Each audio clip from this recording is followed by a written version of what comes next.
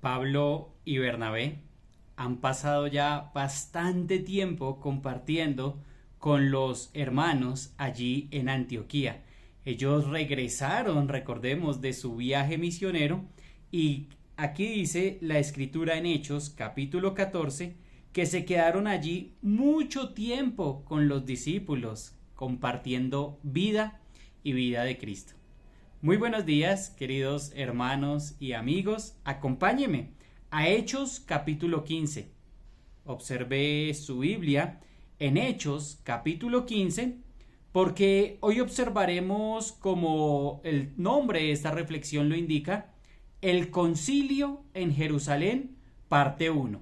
Hoy observaremos el problema y sus causantes. El problema y sus causantes. Pero ¿qué es esto de un concilio? Muchas veces leemos concilio y no comprendemos muy bien lo que significa concilio. Es como una reunión, una junta, una asamblea donde tienen como objetivo, como su nombre lo indica, conciliar. Esto es armonizar, acordar algo, arreglar algo, pacificar. Esto es lo que vamos a observar en Hechos capítulo 15, por lo menos hasta el versículo 35. Usaremos 3 de nuestras reflexiones para observar como en primera medida el problema y sus causantes. En segunda medida vamos a observar un liderazgo plural. Y en tercera medida observaremos la solución al problema. Entonces, acompáñeme a observar Hechos capítulo 15. Vamos a ir desde el versículo 1 hasta el versículo 3 y tocaremos algunos otros versos. Dice el texto en la palabra de Dios, Hechos capítulo 15 y versículo 1. Dice: entonces algunos que venían de Judea enseñaban a los hermanos: si no os circuncidáis conforme al rito de Moisés, no podéis ser salvo. Aquí tenemos un problema tremendo. Y el problema es que afecta directamente la doctrina de la salvación. Observemos el texto. Un condicionante.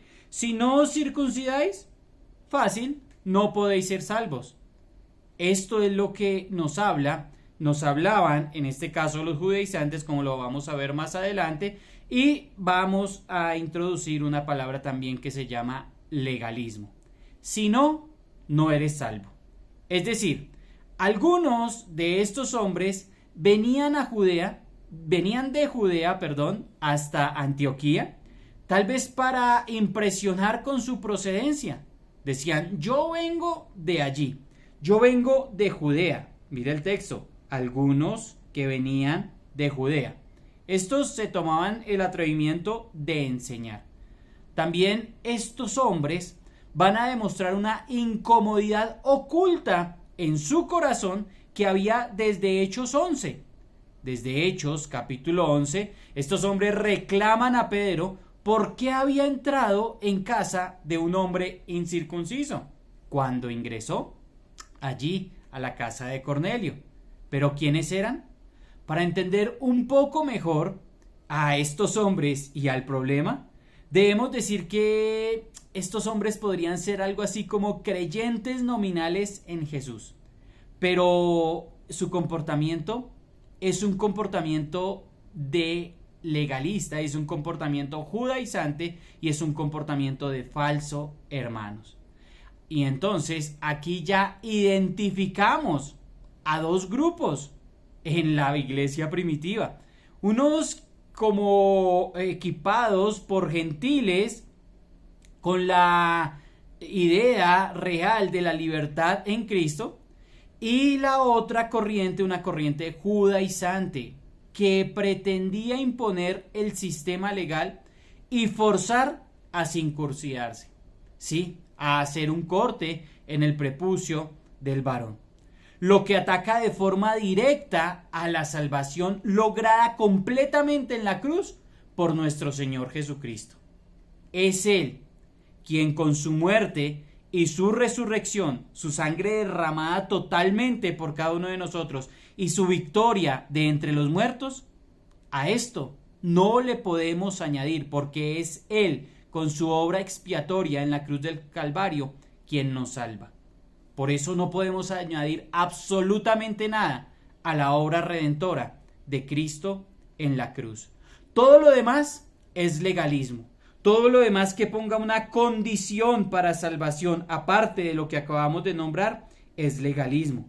Decían ellos, si no os circuncidáis conforme al rito de Moisés, no podréis ser salvos. No podéis ser salvos. No se puede ser salvos si no se circuncidan, lo cual va en contra totalmente de la doctrina de la salvación.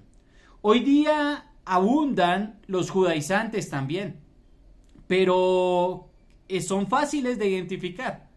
Pero ¿qué de las personas que dicen, si no te vistes así, si no te pones esta ropa, no puedes ser salvo? O de pronto, si no escuchas este ritmo musical únicamente, no puedes ser salvo. O de pronto, si usted no come o deja de comer ciertos alimentos, no puede ser salvo. O de pronto, si usted no celebra ciertas fechas o las deja de celebrar, no puede ser salvo. Mis amados hermanos, es para que podamos reflexionar y meditar en nuestros caminos. ¿Qué estamos enseñando a los hermanos? Y cómo debemos trazar muy bien la escritura para poder enseñar muy bien a los hermanos. Bueno, versículo 2. Pablo y Bernabé.